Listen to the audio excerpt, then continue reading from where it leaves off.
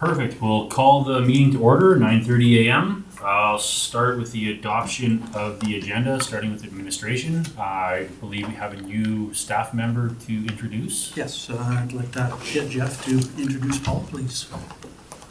Your worship members, council, it's my pleasure, I'd like to introduce Mr. P.O.W.E.R, our new manager of infrastructure services. He came to us from the province. He has 6 years experience working for the province, looking after highway operations, maintenance in Woodlands County area as well as the County area. He's familiar with the area. He started this week, so we're very much looking forward to his contributions. Thank you. Morning. Nice to meet you. I'll start around with just a round of introductions, so you know who you're talking to. Start with Jeremy. Jeremy Wilhelm, Whitecourt East Councillor. Peter Kilkin, and I'm councillor for Goose Lake, Freeman River. Dave Cush, I'm a councillor for Ensemble and the Reeve. I'm John Burrows, councillor for Whitecourt West. Bruce Prestige, councillor for Blue Ridge Division 5. Okay. Jen Christensen, administrative staff for the fort and here temporarily. Glad to be here. No, it's a pleasure to have you and welcome aboard. Thank you. Thank you. Glad to be here. All right, back to adoption of the agenda. Rod, do we have anything to add? Yeah, we would like to add under new business 9.2, I believe, the October 9th meeting time. 8.2, new business? For 8.2? 8.2. 8.2. Okay, October 9th council meeting. yes, please. And any other additions from council? Not seeing any. Councillor Coogan? Yeah, I'll make a motion to adopt the agenda as. Thank you, sir. With that, I'll call the question. All in favor? That's carried. Adoption of the minutes. We got a couple here. Council meeting from September 11th, 2024. Any additions, omissions, errors? Anybody see there? Councillor Wilhelm? A motion to adopt the minutes of the council meeting of September 11th, 2024 as presented. Thank you, Councillor. With that, I'll call the question. All in favor? That's carried. And then we have council meeting minutes from our special council meeting September 18th. Councillor Burrows? I'll make a motion to adopt the minutes of the special council meeting 18th September 2024. Thank you, Councillor. With that, I'll call the question. All in favor? And that is carried. We are about a minute out here, but we should have the 9:35 delegation from people of Whitecourt encouraging resiliency. Whenever you're ready, Heather, we'll. Good morning, good evening, council. Your delegation this morning is Tina Pradanik and Courtney Koopmans with the P.O.W.E.R group. They are going to be doing a presentation on our poverty simulator that we're bringing to Whitecourt and the elephant in the room. So the elephants that are on your desk now will make sense after their presentation. Thank you. Morning, whenever you're ready. Perfect. All right, so like I was introduced, I'm Courtney Cummins. I am a health promotion facilitator with Alberta Health Services. Today we're going to be talking about the poverty simulation, an introduction, key definitions. What is a poverty simulation? Why we're bringing it to the community? What to expect? Our ask. We're also going to talk about the elephant in the room. What is it? Join the movement. Why and how? So like I said, I'm Courtney Cummins. I'm from Alberta Health Services. I'm a representative for the people of Whitecourt encouraging resiliency, also known as P.O.W.E.R. Originally focused on youth, the P.O.W.E.R Coalition has enhanced its asset development climate for youth in all sectors with intention, creating opportunities for people to enhance their capacity for positive youth development with intention in our community. Today, the community engagement team is a community-based action team that supports, fosters, and promotes healthy, thriving, and engaged people from Whitecourt and surrounding municipalities and counties. Key stakeholders collaborate with each other to identify weaknesses and strengths within our community and build on initiatives and educational opportunities that enhance a sense of community, well-being, and strength for all. It's a place to identify social issues and trends, where together we can solve problems, share resources, and provide mutual support. Key definitions: social determinants of health. Many factors have an influence on our health. In addition to our individual genetics and lifestyle choices, where we are born, grow, live, work, and age also have important influences on health. Determinants of health are the broad range of personal, social, economic, and environmental factors that determine an individual and population health. The main determinants of health include income and social status, employment and working conditions, education and literacy, childhood experiences, physical environments, social supports and coping skills, healthy behaviors, access to health services, biology and genetic endowment, gender, culture, race, and racism. Income is one of the most powerful determinants of health, and intervening can have a profound impact. Financial strain can have compound effects on the health and wellness of an individual, family, and community. We can change how we approach making improvements to health and well-being by recognizing how broad factors, such as employment, education, and housing, limit or enhance our opportunities. Financial strain is the stress and strain we experience when we're concerned with paying our bills at the end of the month. We are unable to save for short-term or long-term goals, living paycheck to paycheck, or dealing with unexpected expenses. Financial strain does not discriminate against race, age, or gender. It can affect anyone and everyone. It may be short-term or long-term. And poverty. Poverty is much, much more than not having enough money. In addition to a lack of money, poverty is about not being able to participate in recreational activities, not being able to send children on day trips with their schoolmates or to a birthday party, not being able to pay for medications for an illness. These are all costs of being poor. Those people who are barely able to pay for food and shelter simply can't consider these other expenses. When people are excluded within a society, when they are not well educated, or when they have higher incidence of illness, there are negative consequences for society. The World Bank Organization describes poverty in this way. Poverty is hunger. Poverty is a lack of shelter. Poverty is being sick and not being able to see a doctor.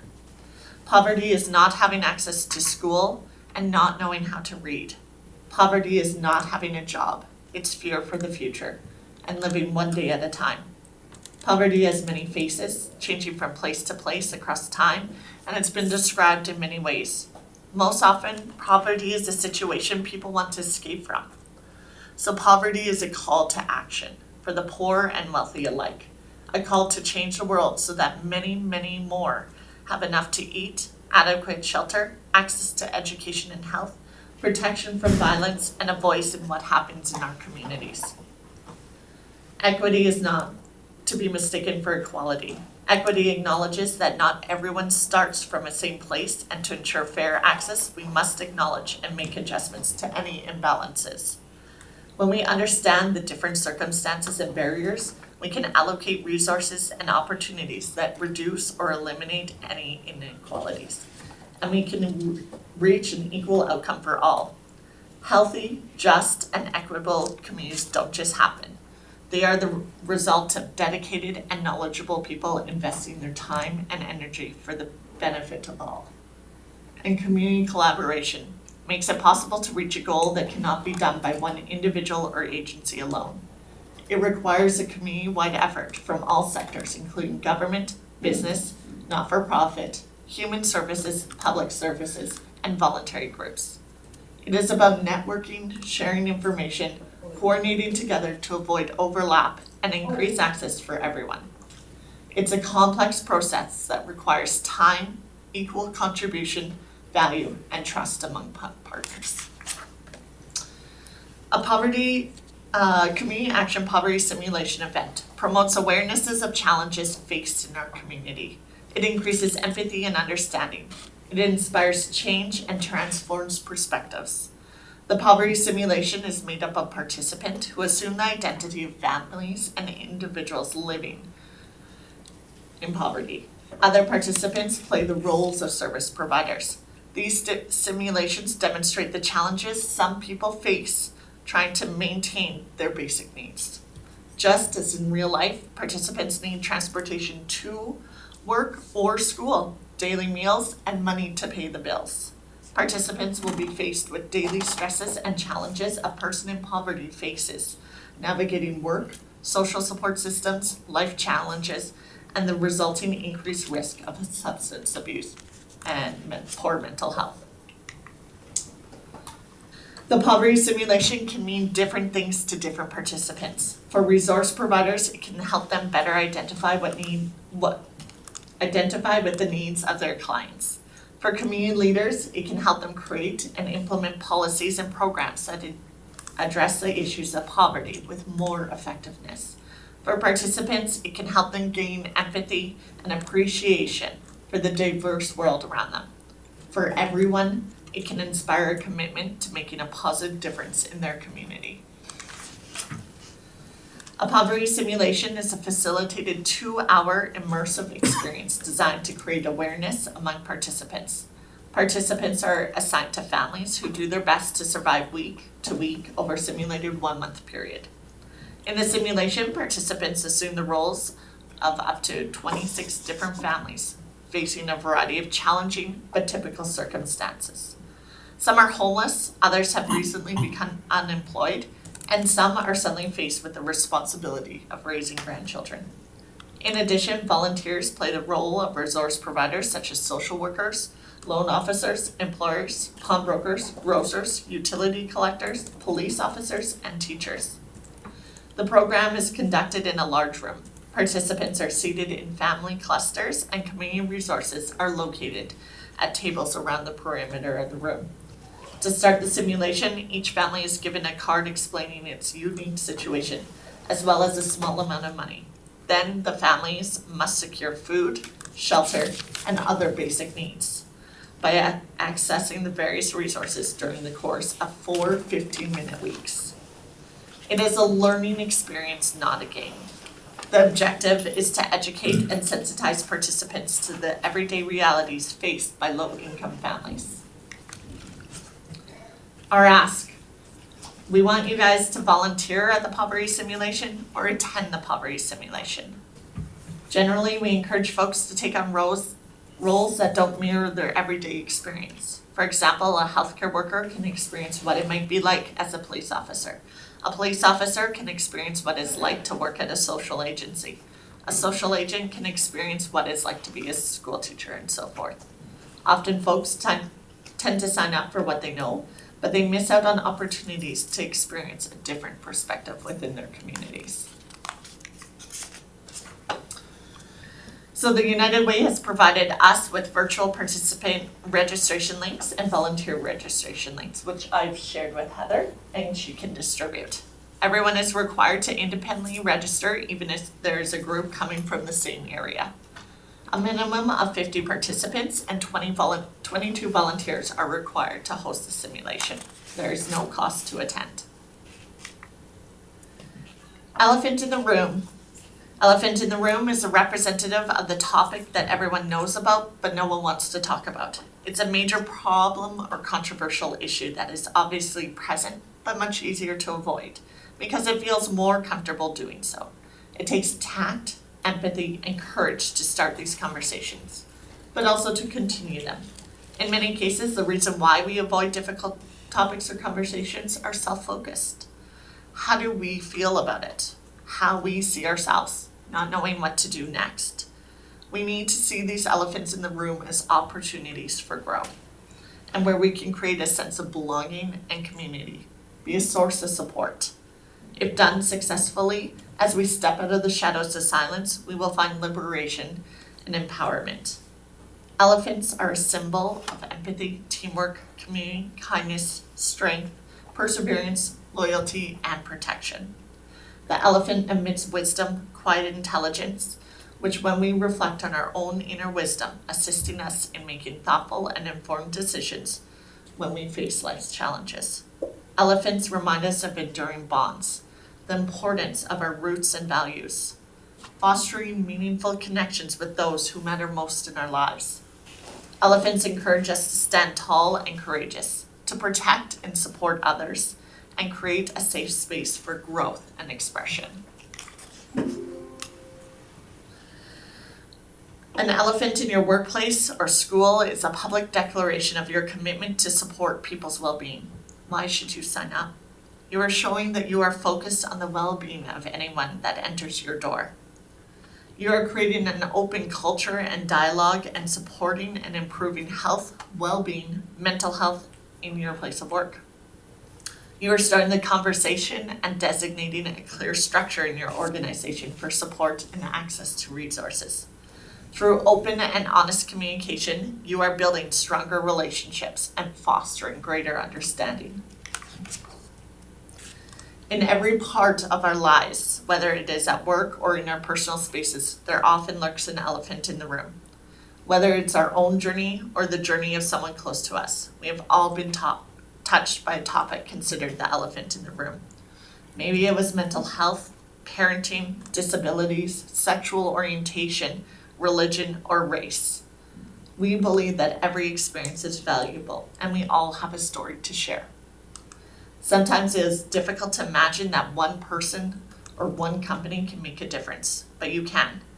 Let's all start the conversation and bring these elephants out of their rooms. We want to reach the schoolyards, homes, gyms, offices, and the boardrooms, with a goal where our communities feel safe and supported. No matter where the elephant is or what the elephant is, it has the power and weight to affect relationships, families, workplaces, events, programs, communities, or individuals' self-esteem and worth.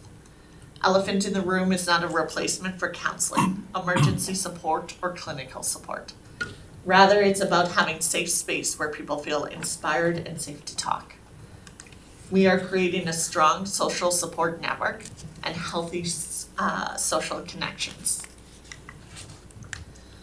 The goal of the elephant in the room is to provide resources and links to supports, to provide a place to connect, to promote dialogue and conversation, and promote equity and to support the community. When you apply for an elephant in the room, you'll get a package that includes information on what the elephant in the room, a table talker that has a link to our website, as well as mental health supports, apps, and calming activities. You'll also receive posters that can be hung up in your lunchrooms, in your bathrooms, that just have meaningful quotes and a link to our website where people can find more resources and support. So we'll pass this around. Each package will also come with one of these large elephants that can be put on display. Alberta is made up of cities, towns, villages, hamlets, summer villages, and municipal districts and specialized municipalities, all of which touches the daily lives of all Albertans, no matter which type of municipality you reside in. You guys are the level of government closest to the people who live, work, and play in a place. Albertans look to the municipalities and elected councils for leadership, direction, and support. Individuals employed in municipalities become role models and mentors within their communities. The elephant in the room is financially supported through Alberta Health Services Addiction and Mental Health Grant. Packages are available for businesses, public and social services, and companies. Each package will contain information about the elephant in the room, a 3D elephant for display, and posters for displays and supports. Individuals will also be directed to the P.O.W.E.R website for more support and resources. P.O.W.E.R will evaluate the use of the program through requests of packages, number of visits to our sites, and number of visits to the resource page on our site. Our hope is to see this program grow. Currently in Ireland, Brent Pope created the Elephant in the Room campaign, which highlights it's okay not to feel okay sometimes. And it's absolutely okay to talk about it and ask for help. With his campaign, he's advocated for greater mental health awareness and understanding, which has become a global campaign. This campaign, along with the Elephant in the Room campaign by the Mood Disorders Society of Canada, inspired our own project. Unlike both campaigns, however, we want to move beyond mental health and address many other elephants in the room. To promote this project, we would like to utilize a variety of resources, including company-sponsored mini elephants, community stenciled elephants, promotional posters, elephant window art. We want you to help share this message. Thank you. Thank you very much for the presentation. Sir, any questions, comments from council? Councilor Burrows? I'd just be curious, have you, I'm gonna have to ask Heather on this, was this about 2 years ago that we did the, kind of low-income supports and we kind of revamped that, and I'm just wondering if you guys have had a look at any of that and can give us feedback on what that program might look like, and if you haven't, can you connect with us and maybe just give us some feedback on whether or not you think it's a step in the right direction, because we did kind of see this coming, so we're trying to be ahead of it. Yeah, for sure. We haven't had a chance to look at it, but we can for sure reach out to Heather. I can share the information with us and we'll look at it for sure. Yeah, through the community service board. Yeah, through the chair to you guys. I know that our head FCSS attempted to have a poverty simulation event, and I don't know whether it was a lack of participation or things just didn't work out at the time. But where are you at now with people wanting to volunteer? So last time that I had the numbers that I sort of, like it does go to the United Way and I've asked them for the numbers. We had about 20 volunteers at that time. And I'm not sure about the participant numbers. However, a couple of weeks ago, United Way reached out to me that one of the pulp mills and lumber mills wanted to participate, and so just asked me permission to share the information, which I did. We've also shared it far and wide as we can with companies, larger companies like Pembina, Canfor, as well as different social supports around the community of Whitecourt. We've shared it in Mayerthorpe as well. We have people coming from Swan Hills, Barhead and Westlock so far to our poverty simulation. And I guess the second question, have you got any elected officials? No, not at this time. I did. Sign me up. Wonderful, thank you. Heather will send out the registration link. I did reach out also to the MLAs of our area. I did receive word back from Martin Long that he's unable to attend just due to prior commitments, but I did reach out to the MLA of Lac-Saint-Anne area as well and the council in Mayerthorpe, so I do appreciate that you're volunteering to attend. It is a powerful event to go through. I know that we went to Valley View to attend one so that we had some insight and knowledge to bring it to our community. And just knowing that, in the social settings that we all participate in, I know that it's just okay to be kinder sometimes. And it puts you into the mindset of somebody who needs more. And I think that we all, in our own privileged lives sometimes forget how others live without. So I think if you can attend, I would definitely encourage some participation that way.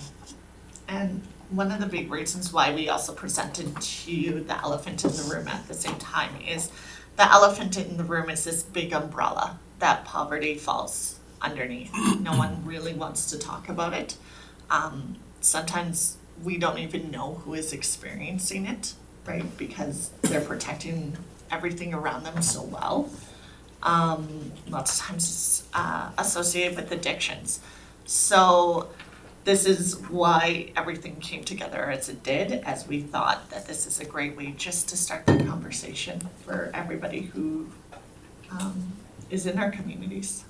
With the 3D elephants, these are one of my first 3D printed items that I've ever witnessed, but our anticipation is that, we have orange ones and pink ones for Pink Shirt Day. There is, all the stigma that goes along with the many things that we do in our daily lives, whether it's school-based or not, to really encourage the fact that it's okay to talk and it's okay to reach out. And when you have an elephant in your facility or in your space, whether it's your office or your workplace, it means it's a safe space to talk. So that is our they may seem, Courtney explained what the elephant means, and hopefully we'll see more and more of them around in our communities.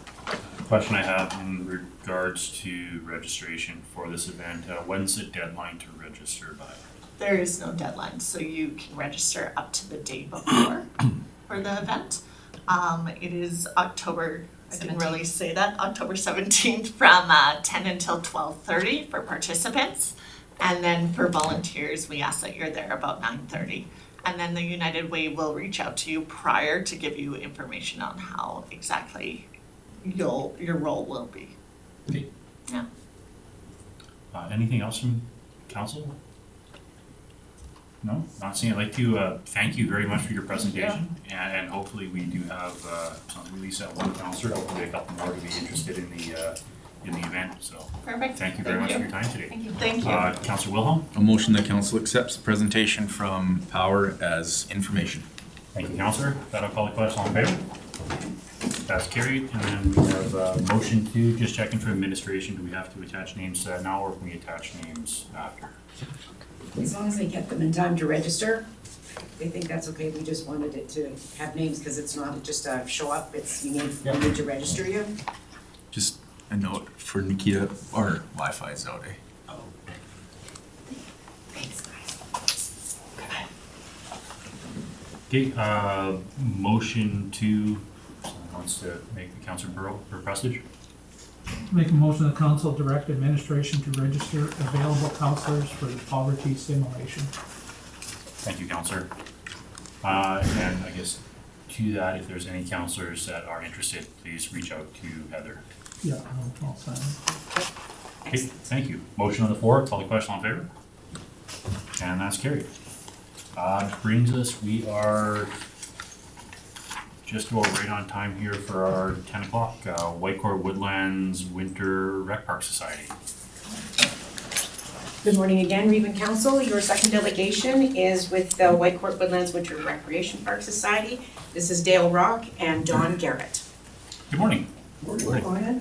So, Thank you for having us. Well, we'll start here, go around the table quick so you know who we're talking to. If you want to start down there, Joan. Joan Slutwig, Community Services Director. Jeff Sand, I'm the Infrastructure Services Director. Jeremy Wilhelm, Whitecourt East. Peter Kilkin, Goose Lake, Freeman River. Dave Cush, Councillor for Ensemble in the Reeve. John Burrows, Councillor for Whitecourt West. Bruce Prestige, Blue Ridge Division 5. Jen Christensen, Recording Secretary, Administrative Staff. Good morning, I'm Rod Hawkins, interim CAO. Whenever you are ready, sir. Okay, first off, on behalf of the Whitecourt Woodland Winter Recreation Park Society, I'd like to thank Woodlands County and the council and all the support that we've had in the past. And what we're here for, we were at a meeting with Councillor Wilhelm, and he recommended that we come present and kind of where we're sitting and where we're at. I know we still have a little bit of contract with Woodlands for one more year term, I believe, but we just thought we'd come and let you know where we're at and the successes and all the fun that we're having over there. So I did up kind of a just an agenda, and we're entering our 9th year of operation.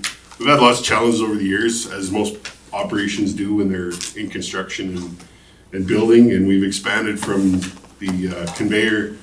Then we've got a T-bar, and you know, we've added the shelters and the fire pits, and we've got quite a good facility now for skiing. And thankfully last year we were probably one of the best ski hills in Alberta, because we got really lucky with the way the weather fell and how much snow we made. A lot of the hills were not able to open. They could not get the snow. The weather was too warm, so we did pretty well that way. We're really excited about this season. We have lots of activities planned, lots of booking requests around school groups. And that's probably one of our strengths, is the ability to entertain the local area, their schools, their different age groups, teaching kids how to ski, giving them those experiences that they might not get, because Marmot Basin, you know, it's only 3 hours away, but it's daunting to some people. Coming to Whitecourt, seeing this hill, it's a little more manageable. So as far as school groups go, we tend to do Fridays, and it is very busy. Last season we were limited to mostly February, March because of the weather and how things played out. We had so much, you know, we need -10 to make snow and to get some really good base going. And it was -2, -3 for weeks. So we were very unfortunate, or very very lucky there that we did get the cold weather shortly after Christmas. But I know that our email is filling up with requests, so we anticipate that will be oversubscribed again. And last year there was groups that we just couldn't get in. Lots of groups want to go twice, and it's hard to fit them all in once. So it's a really good place for us to be, and I believe it's where we need to be. The next thing that's new, and probably the most exciting thing that's happened to us in years, is the Alpine ski team. There's a family that is relocated from the Coal Lake region to Whitecourt, and they are very active in the Alberta alpine ski community. He is the president and she's the secretary treasurer for a club. They're both high-level instructors for racing. They can teach our kids stuff that we've, maybe to a level that we've never had before. So they've expressed great interest. They've come to our board meetings. We're going to develop starting grids so that they can simulate starts, simulate slalom, and you think that Whitecourt's not a very big hill, but it's actually what most of these competitions are on, is something very similar. So it's not like we are outside of the norm. You don't have to go to Jasper for competitions. They actually hold these competitions on hills just like ours all the time. So we're very excited about that. That'll be 2 days a week, and we're getting quite a bit of interest. I'm not sure what's solid yet. I haven't seen any solid numbers, but it sounds like in the 15 to 20 range is not going to be out of the question. So that's a start. That's really exciting for us. That's going to, Wednesday nights tended to be our slow nights. They're doing practice there now. So we believe that'll bring in attract more users. Sponsorship nights. We've done them in the past at a very small level, 1 or 2 a year. Last year we really expanded. We had a lot of interest from the business community in the area. And what we do is we sell sponsorship nights to a business. They sponsor the hill. And then the hill, they can do skiing and tubing or just tubing. And usually we bring in hot dogs and hot chocolate and stuff. And it's a way to get people that aren't normally able to afford or aren't able to come to the hill, get them out, get them to experience it. And they were very, very popular. We had, I think last year, what did we do, $3,000 one night on just rentals? Yeah. Like it was very, very successful. You couldn't park anywhere near there. It was awesome. So it's something we're very proud of, and we thank our business community greatly. Like they stepped up in a big way. It actually got our hill kind of on the map last year, again, because it was warm.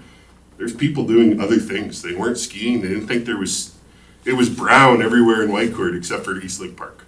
And so that got people out to go, you do have snow, and it's actually in very good condition.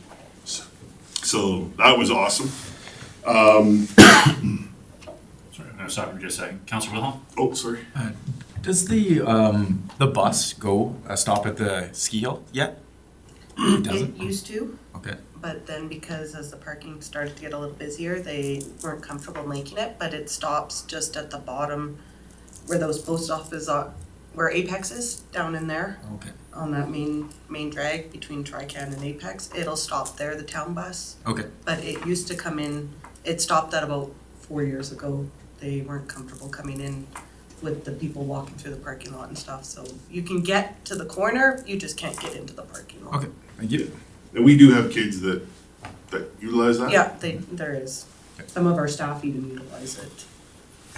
So that was all the good. And honestly, we're very positive about this year. This year is very, very exciting. We still have challenges, and I think it's just important that we explain what our challenges are so that you understand what we're up against. And our biggest challenge, probably the increasing costs ever since 2020, 21, 22. Everything has gone up exponentially. Insurance has been our biggest increase. It has more than doubled, not in 2 seasons, but 2 seasons ago. There was a judgment against a ski hill in Canada that our insurance provider dropped us on our liability insurance. They actually dropped everybody that they were insuring. They no longer wanted to cover liability insurance. That came back to us at, instead of $7,000 a year, it was $17,000 a year.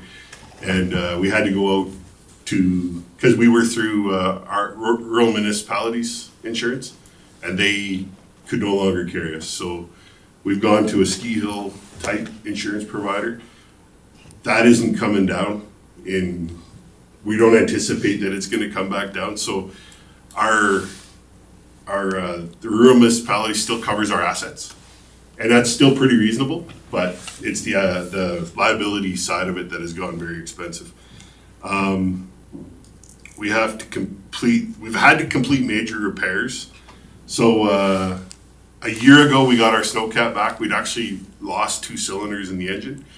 If anybody doesn't know, our snowcat came from the snowmobile club in the Whitecourt Trailblazers. It's a 95 model year snowcat. It's actually pretty old, but it's what we really want. It doesn't have the fancy emissions controls. It's so simple, except for the computer's getting aged. So this year we have replaced the computer. We had to. There was a glitch in it. You'd be going straight, and all of a sudden it would turn on you. And you don't want to do that near people, so we made the choice. But our snowcat is actually in quite good condition. Our ATV fleet is probably the other thing. We have 3 quads and a side-by-side. They're all on tracks. What we do with them, it's very, very hard on the ATVs to have tracks on them. They just don't stand up. They're starting to get expensive, so that's probably one of our biggest expenses as far as maintenance throughout the year. Obviously, the engine and a computer and a snowcat, that was $50,000 or $45,000 together. But we were able to get some funding for the engine, some grants. And so it's kind of offset things, and we can go over the budget after, kind of where we see it, but yeah. And I guess this isn't really, it is a big challenge, but what we've been trying to concentrate on is maintaining the affordability of our product. We're very thankful that we have the public, like the business sponsorships that we do, but even more important is the municipal sponsorships, the town of Whitecourt, Woodlands County.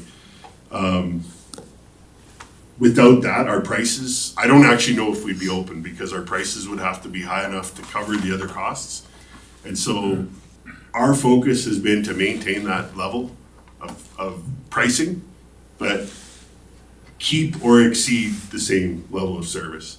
And it has been challenging, but so far we are maintaining that.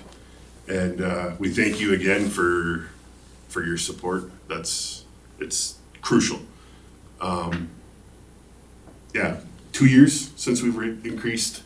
This will be our 3rd season at this price. But we're implementing financing this year with Sizzle. And seeing if that, yeah. However it's pronounced. Yeah. We're implementing that, hoping maybe that'll make it more affordable for families, as not a big lump sum. A lot of our season pass holders are Woodland County people. Goose Lake, Fort Assiniboine, we have 6 vehicles that come from Fort Assiniboine as a family together every weekend, and they love it, and we're just trying to keep it so they can get their kids out there. Whether it's Whitecourt or Woodlands or Yellowhead County, they're all coming to ski. We're trying to make it the go-to Yeah. place. And that doesn't it's not just Whitecourt and Woodlands, it's everybody. everybody. We want to draw that attention and draw that. We get people that come from Shoreward Park, Slave Lake, Swan Hills. They skip the city little hills and come to us. And we are the same size on a map, 40 acres, the same as Rabbit Hill. We are the same size as Sunridge in the city, where you have to wait for a longer lineup or pre-book to get in. And so they come to us. So we're bringing out the outside, bringing them in to our little area too. So as far as our budget goes, our 2024-25 budget, we did make a few changes, but our overall budget is very similar to last year's. What we're trying to do is save a little bit of this money in a capital account. We call it our savings account, but it's for capital planning. It's for those what ifs. you know, we break a rope on the tow bar, or, you know, there's all these things. This year, the big surprise was the tracks on the snowcat. They were done a few years ago, but the rubber has deteriorated, and now we were at risk of losing a track. That's the last thing you want when you got a school group coming in 2 hours. So we made the decision, we had to replace the track. So we're planning for that, but at the same time, trying not to ask for more than we need, so. And we are actively searching. We have, it's something Dawn has here, is we are going out with packages to businesses and looking for further sponsorship. So we have multiple levels of sponsorship. Some are pretty extravagant, where you got your name all over an asset, and it's quite visible. Others are a sign in our parking lot, and we're trying to go for multi-year funding, so it's not, yeah, we got $500 from you this year, and now we gotta come back and ask. We're trying to go for 3 to 5 years of sponsorship. And, you know, at 9 years, we're coming up on 10. Some of the sponsors that originally stepped up to the hill, their contracts have expired. Luckily, all but one so far have come back and re-upped. So we have re-signed contracts. So our revenue stream is fairly solid, but it is still very much variable depending on the weather. And you look at last year, we didn't sell that many season tickets. In fact, we sold a lot less than previous years. And I blame that on the weather. There's people that show up when the season opens December 1st and they buy their season passes. Well, most of the hill didn't open until January this year. So people weighed that and decided, no, we'll buy a punch pass, or so it definitely hurt our revenue. You wanna- Oh, I'm like, No, we can pass those around, sure. oh, yep, If you guys wanna see what our sponsorship packages. package looks like, we can, There's sets of 4. sure. One more set. We just got a 6 of pass on top. We can pass them. Probably 2 is all we need. Okay. We can start at this end. Jeremy? Packages. Yeah. Through the chair to Dale, just so council knows, and I think you guys, or you had presented this at the community services meeting, but a goal of your board is to try to get the hill to operating no longer into a deficit situation, right? It looks like that was kind of, if you look at the finances, that was kind of occurring leading into COVID, and then when COVID hit, obviously expenses skyrocketed and probably memberships dropped, but I think that's your guys' goal here, is to get yourselves in a situation where you're no longer running in a deficit anymore with the available financing. Absolutely, that is exactly where we're going. Yeah, and that's why the sponsorship drive, that's why we're trying to get out there. There is a deficit, there is a difference here. We had to budget to a certain level this year because, well, look at last year for season tickets, ticket sales, we can't anticipate whether we're gonna get snow. And there's things that we have to do, we have to pay for now. We make artificial snow, we use a chemical called Snowmax. It makes our snow more workable. So instead of just blowing snowflakes and then driving over it, it will turn to an ice sheet. Snowmax actually does something to the snowflakes, and they don't pack down. You can work them. You can use the tiller. It will fluff up the snow, and then you lay it out, and it'll make a corduroy. That's, and big ski hills use this stuff.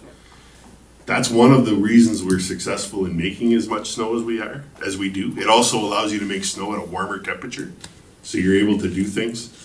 But we have to order that now, and we don't know when we're gonna be able to use it. We hope it's November 10th, and we can start making snow.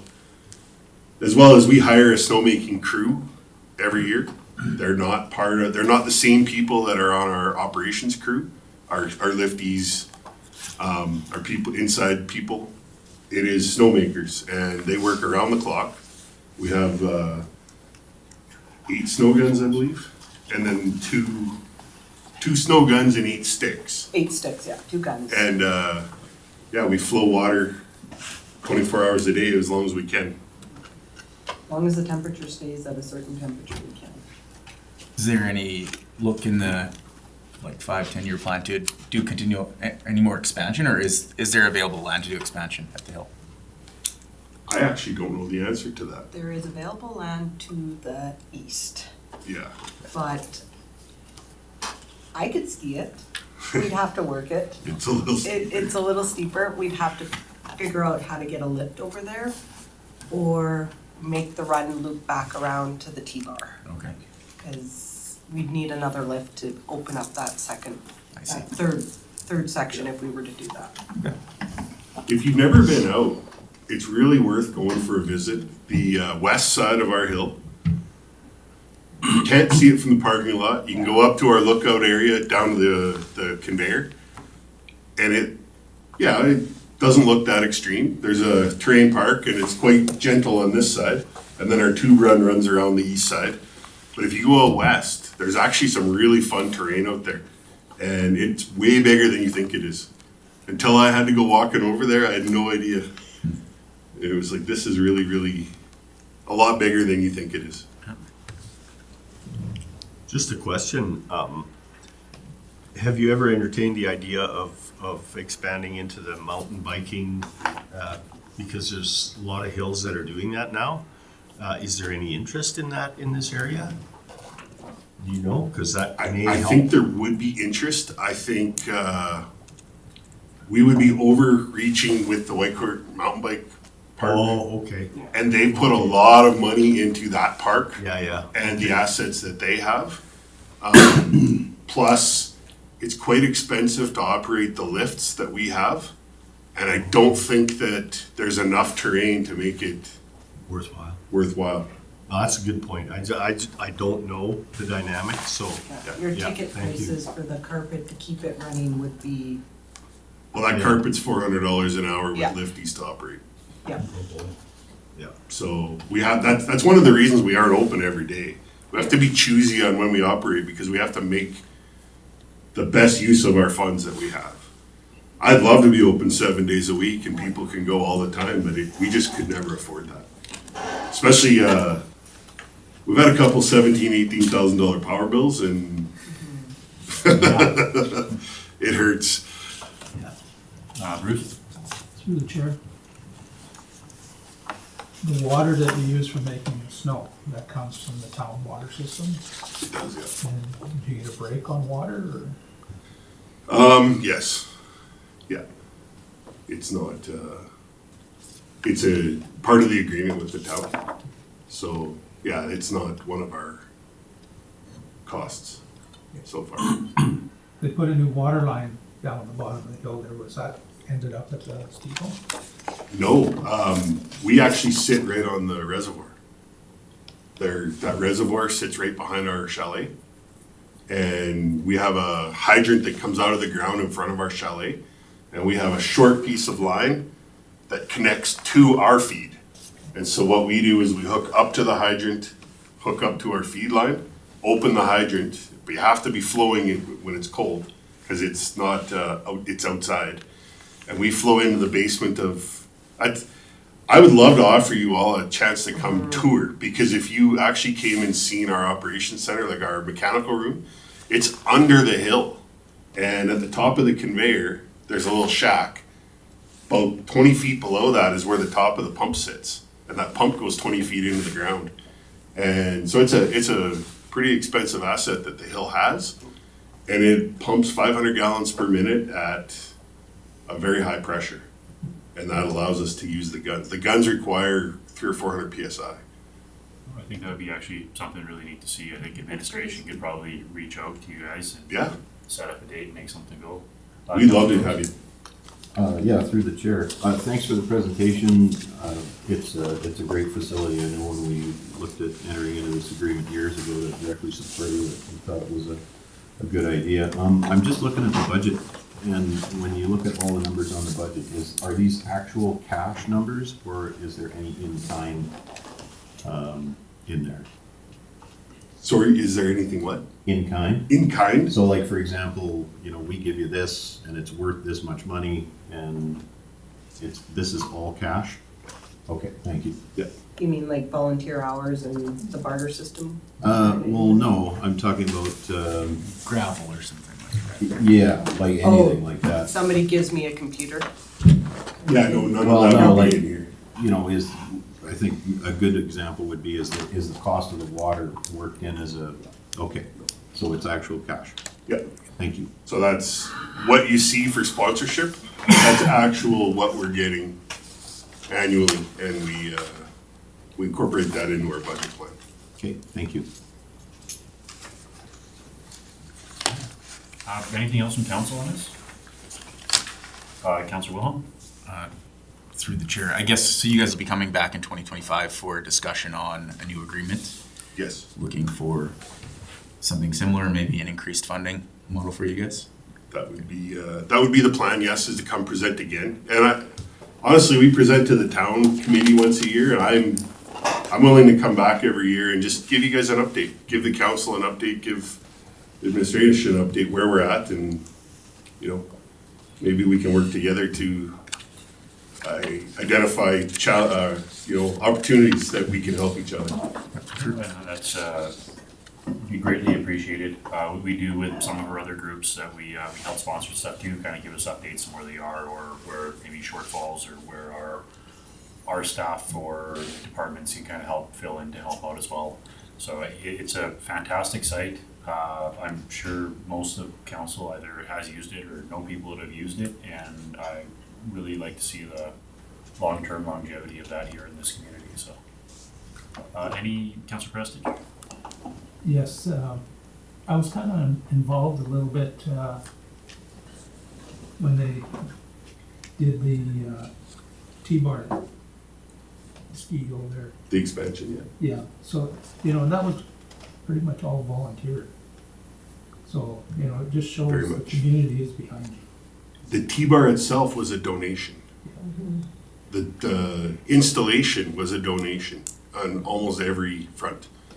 You know, I'm sure the Hill probably bought a few shovels or a few tools or some things, but the actual asset itself, I would 100% donated. I know numbers, but I'm not saying, yes, it was donated. What I'm getting at is, when you have that much donation to an organization, it kind of shows that you guys are doing a great job. Well, thank you. That makes my heart happy. There is a group of people that from day one have been involved in this thing. And I was not one of them. I came in at COVID. My kids decided they wanted to try it, and I right away understood that this was something special. And so I joined the board a year later, and now I sit as a chair. So I'm trying to grow it. And the other thing that we're trying to do is make it sustainable. And by putting it on the backs of volunteers all the time, makes it hard to sustain for long term. So one of our strategic plans as a board is, and we've hired a manager. We have a couple people that are supervisors in essence, one outside, one inside. And what those roles do is they oversee the staff, they oversee the day-to-day. And as a board, you know, we still go volunteer, teach, like there's board members that they're there every Friday teaching school students how to ski. But it means that they're not there all the time doing all of the things. And originally, that's how it was. I know Merv did an incredible job. He Yeah. still volunteers skis with us too. He's got hard shoes to fill. Yeah. Anything else from council? Not seeing Councilor Coogan? Yeah, I'll make a motion that we accept the Whitecourt Woodlands Winter Recreation Park Society presentation as information. Thank you, Councilor Coogan. With that, I call the question. All in favor? Thank you very much for your presentation, for your time today. Like I said, it's a fantastic hill, fantastic site. I know I'll be out there again this year, so Excellent. we'll look forward to next year, seeing another, hopefully we get another good winter, and we can work on another funding model with you guys when this one comes in. Perfect. Perfect. Thank you, and thanks again for all of your support. Thanks. We need a break from council. It's been just about an hour. We're gonna go through a couple more. So we're right here. I'm looking at the old guys. We need a We're all old here now. And he looked at me. Well, you mixed this up a minute ago. We're getting to be like Stadler and Waldorf over here. We'll go through a couple more here. 7.1, old business, Ford Assiniboine Parent Society Breakfast Program. Good morning again, Reading Council. Mrs. Anderson show today. Right? Like my elephant, I got an orange one. KTM colors. What was that? KTM colors, dirt bike. Okay.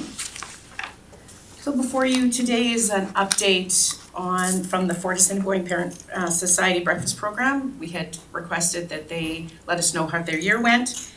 Their email was attached with their report. Just like a little bit of background, at the December 6th council meeting, actually at the December 20th meeting, just to go ahead, council made a motion to support the breakfast program with $11,582 from the 2024 budget that was presented to them.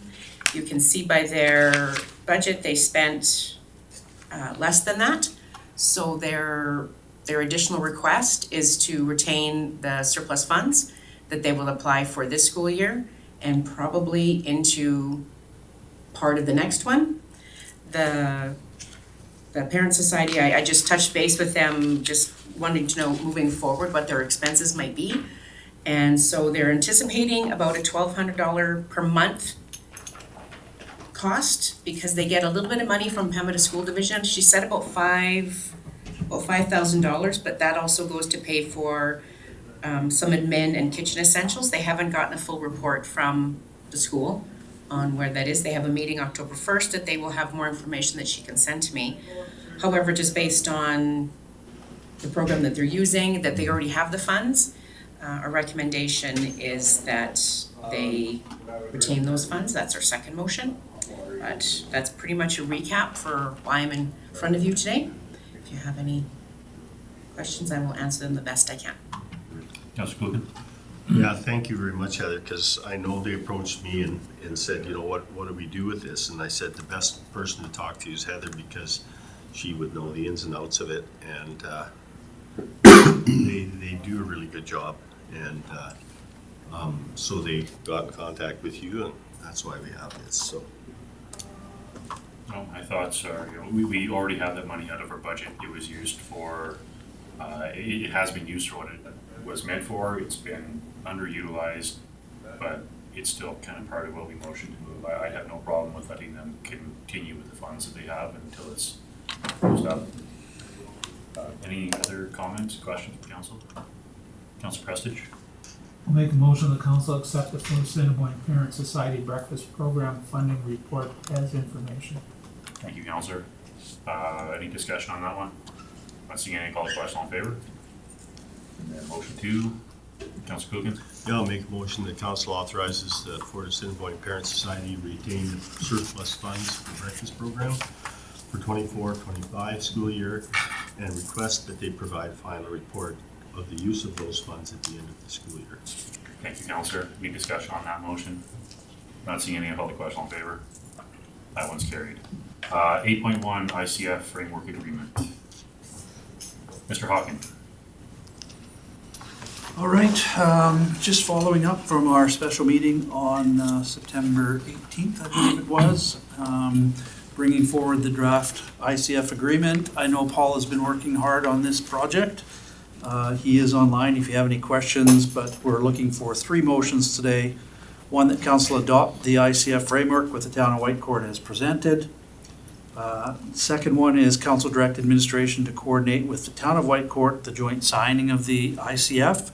And the third one is to withdraw the notice of appeal from the judicial review of the arbitration award.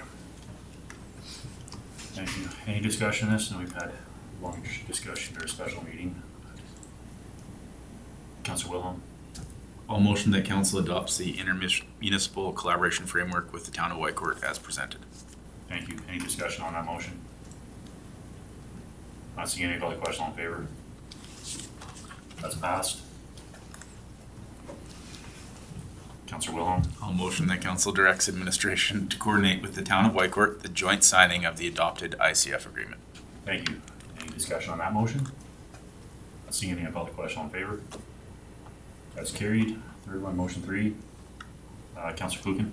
Yeah, I'll move the council withdraws those appeal from the judicial review of the arbitration award related to the intermunicipal collaboration framework between Woodlands County and the town of Whitecourt. Thank you. Any discussion on that? Not seeing any, call the question, all in favor? That's passed. Okay, Mr. Reeve, if I could just indicate, there's been a number of positive developments in recent months regarding the relationship with the town of Whitecourt. And I point to the exchange of the full financial information so that those costs can be reconciled going back to 2020. And also the correspondence with the town that's in your agenda package provided some clarification. So those are all very positive steps, and this hopefully will lead to further cooperation and the building of solutions at the local level for the joint services that benefit our residents. So just thank you.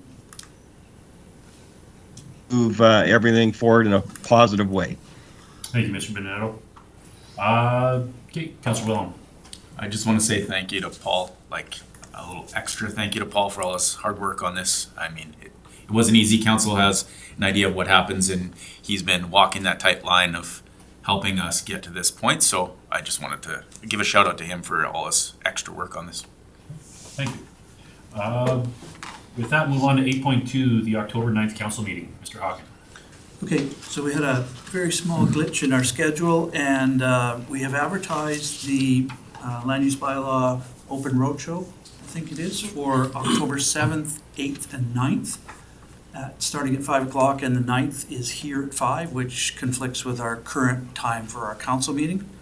So we're requesting a discussion on whether or not council would accept moving that meeting to maybe 9:30 in the morning or even early afternoon if you want it to just stay here till the 5 o'clock session. Just want to check with our workers. Councillor Wilhelm.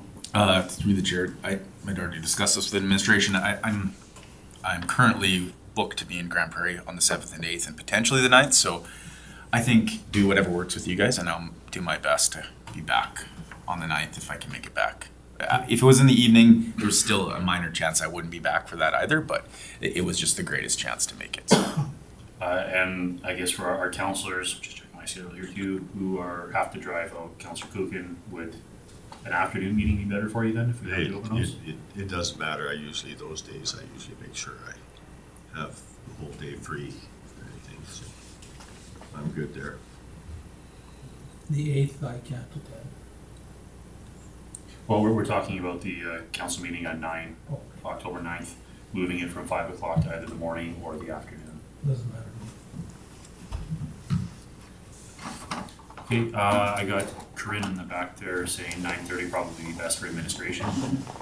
If I could get a motion from somebody then to move that council meeting to 9:30? Councillor Wilhelm? I'll motion to move the October 9th, 2024 council meeting to 9:30 a.m. start. Thank you. Any discussion from council on that one? Not seeing any, call the question, all in favor? Okay, that's moved. Thank you, council. Just before we get into reports, if I could get a 5-minute break here. We'll come back, we'll say 10:40, be back online. We'll finish up our reports and it's just about it for the end of the day. So let me know when we're off, Nikita.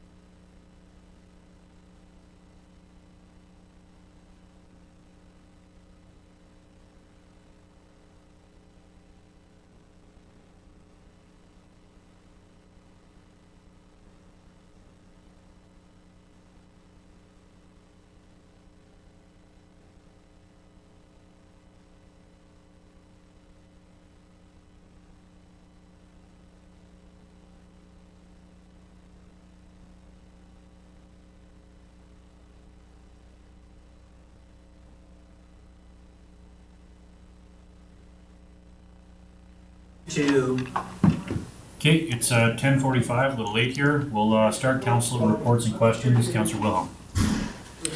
Okay. So I had a few things since our last council meeting. We had our community services meeting. Oh, yeah. Sorry, you don't want to actually close that. With community services meeting, some good stuff coming out of there. We had the rural community connection grants. We've approved 5 so far this year. So I think we're still within budget for that, but it's an awesome program to see out of the community services. It's it's the grant we provide for residents to essentially host social events and get as many people from the municipality out to it. So we're seeing really good buy-in on that, so that's awesome to see.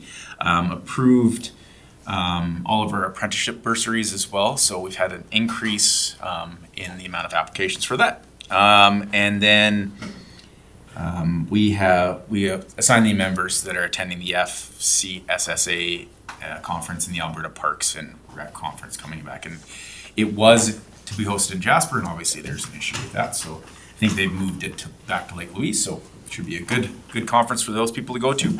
And then yesterday I had Lac Saint Anne Foundation meeting. We do that quarterly now. They dropped it down from doing it once a month to doing it quarterly, just to keep the agenda a little bit more full and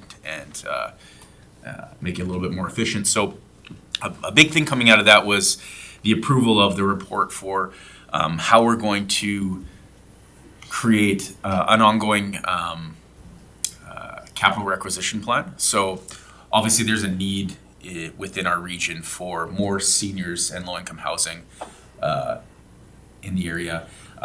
We have an aging population, and as the boomers continue to retire and then the rest of us start to get older, there's going to need to be more housing. So what our foundation wants to do is create, or as we move forward in the next 10 years, we want to potentially expand on the Marathorpe housing, Marathorpe seniors housing, as well as a new build in the Whitecourt area.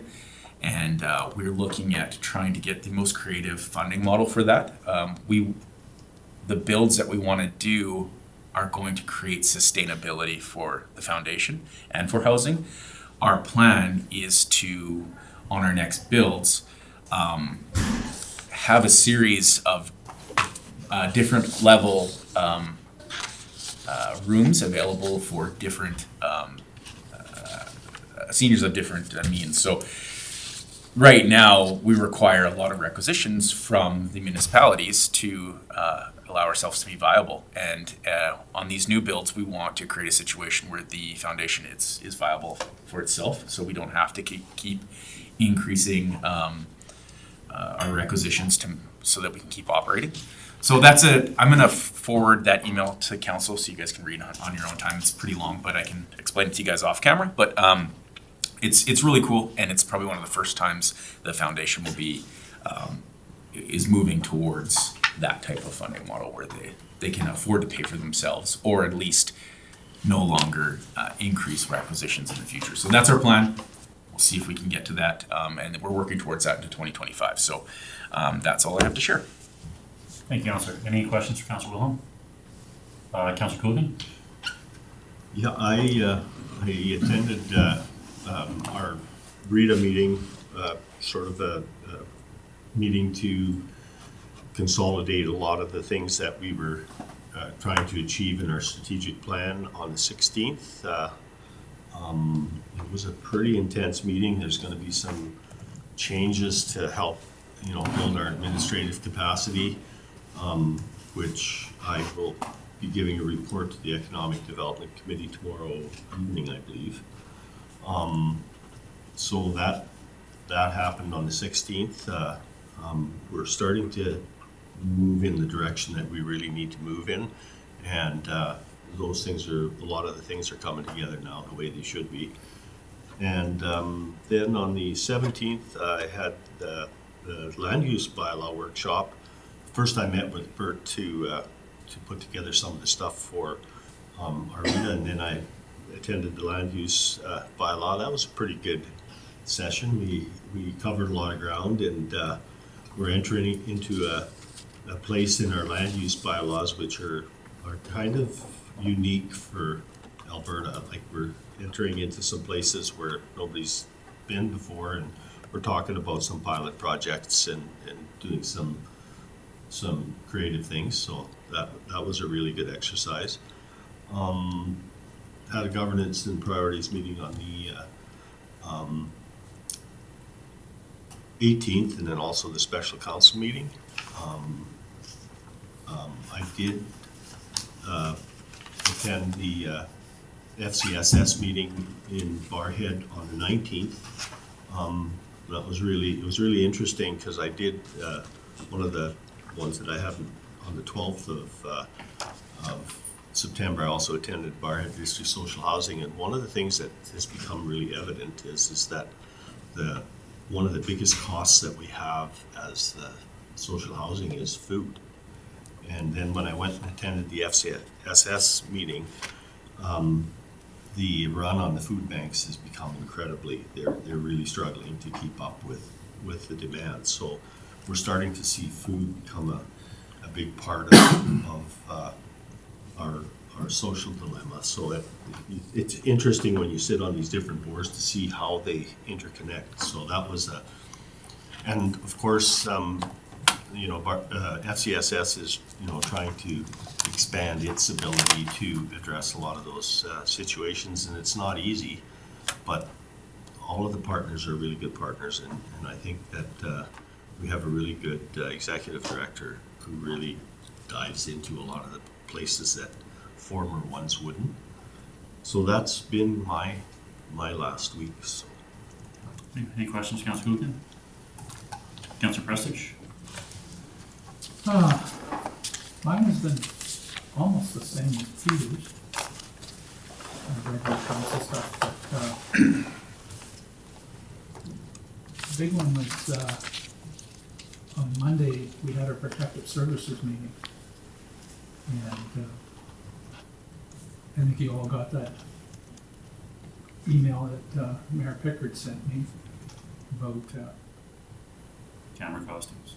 yeah, by January, they're gonna all have their body cameras, and the RCMP are directly gonna send us the bill for them. We don't know how much yet, but we'll be paying for them. Which I don't think is right. We shouldn't be buying their equipment. And something else that has changed is the sheriffs are no longer situated in town here. They used to have an office just over by Tri-Cabinet. They have moved out to the weigh scale, and they'll be situated out there.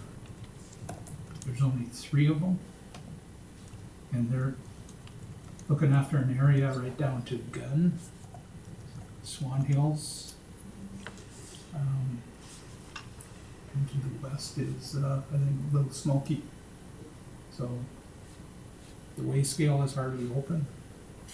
They're gonna get some more people, but they're understaffed. And the RCMP, they were understaffed. They got some more people coming in here in the next couple weeks, but they're going to be losing some more. So I don't think we're really gaining on getting staffed up like we should be. And as far as the report on all the violations and everything, it's actually gotten a little better this year than it was in the last few years. So that's a good thing. And that's about it. Any questions for Councillor Prestige? My question, I guess, Council might be able to answer this, or administration, when we're talking in regards to the cameras that we paying for, we had, it's 3 positions from the probably, what do you call them, enhanced positions that are supposed to be for rural, that are kind of funded by the province, but they're not part of our ones that we're paying for, do you know if we'd be on the hook for their cameras as well, or would that be coming out of the provincial budget? That never came up. I'm not sure. And I think the number's something like 1,500 a camera or something per officer. We should be able to get an idea of what the impact is if we take a look at the complement we're supposed to be paying. Yeah, for. like- I think it'd be totally about 6 with enhance. The costs weren't brought up at the meeting. Yeah, It was, Mayor Pickard, and the letter there was. yeah, he said that after the meeting, because, he was quite taken back by it too. And I guess a question now, as far as body cam, I'm not against them at all. It helps protect the individuals or the officers. It helps protect the individuals who they're interacting with. To that extent, if we have an idea what the cameras and stuff look like, would that maybe be something to talk with Sheldon about with our peace officers and maybe, see if they would be okay with, if we're buying cameras, maybe putting some of them as well. I feel in the interest of protecting them and what they do, and the interest of protecting citizens that they deal with, it might be a good conversation to have with them also. Councillor Wilhelm? Through the chair to Councillor Prestige. I mean, I read the letter. I guess I didn't quite understand they were going to bill us directly to. In the end, I mean, that bypasses the current police funding model that there is. So I don't want to start a fight with the RCMP, but what's forcing us to pay that bill? I have no idea. Like, they can't just, it seems a bit odd to me that how can they enforce that on us? We already pay for our police through the Alberta police funding model. You can't make up new expenses for us without any discussion with us about it, in my opinion. Where I see a problem is we're paying for the RCMP. We don't pay for their guns and all that stuff. And all of a sudden now they get cameras and we're on the hook for it. It should be part of their equipment. Any other questions, Councillor Prestige? Well, Yep, Councillor Rose. and if I can just chime in on that too. And I think the police funding model is a really valid point. And what I don't want to see is if the cameras are the start, where does it stop? Yep. Because the next thing you know, we're paying for Bullets. police cars and all the rest of it. So is there something coming out of this that we send some kind of clarification to the province on this? Just to get an idea, or some kind of clarification that municipalities are not expected to pay for equipment further than this, or how did this happen, or maybe Minister Ellis would be the right person to send this to, but I think it's worth an inquiry from municipalities, and maybe it should be a joint letter between the town and the county, since we're both going to be affected by it, by the police funding model. So we're kind of both in the same boat. So, and I don't know how to. Same attachment as well. Right, and I don't know how to phrase this. How do we reach out and have this conversation, I guess? Corinne? I'm wondering, Council, if this is something that we can push through to RMA, since they're already compiling the survey and gathering other feedback from other municipalities. And this could be an additional item to flag with RMA, as I'm assuming other rurals are going to be impacted with this as well. Who made the announcement, or who provided the information? Bruce? I'm not sure. Okay. The town received the letter, and Tom was asking me if we had a letter, and I said that I hadn't heard anything. I can get that. But again, I agree, running through RMA, kind of piggybacking on the questions around the survey that was gotten out. But I also do agree with Councillor Burrows, reaching out to Minister Ellis jointly with the town if we can. Just our services are tied with theirs out of the same detachment, and just look for clarification on that letter that was provided by Tom Pickard that he received. I just don't know how to proceed, whether that council wants that as a motion, or Could we gather some more information? Because the towns are under a separate type of agreement, because they were paying before. Yeah. It may be part of their agreement that they have to do that, where it wouldn't maybe fall under the police frame or the funding framework. Might That'd just be. Great if you could find clarification and get it back to council. Well, and just to clarify too, like when you say that the other municipality, the town's been paying before, we've been paying for police services, even though it wasn't required. We have been paying for police services, quite a substantial amount for enhanced policing in the past. So, the only reason that I'm putting that out there is I don't want people to think that Woodlands County was not paying for police services in the past. We were paying for police services, enhanced rural police services, a couple extra positions. Yep. Prior to any of these changes that came about. So that's kind of a thing that you hear sometimes, is that, the rurals weren't paying, and that's not necessarily the case. They weren't mandated to pay, but it doesn't mean we weren't paying. There were agreements there. So, but I do think that there's, so if administration could reach out and or maybe even through the REIT, but I'll leave it there so we don't stir up a hornet's nest on it. Councillor Prestige? Yes, the letter actually came from Alberta municipalities. Okay. So that's probably the reason we didn't get one was. Right. Anything else for Councillor Prestige? Moving on, Councillor Burrows?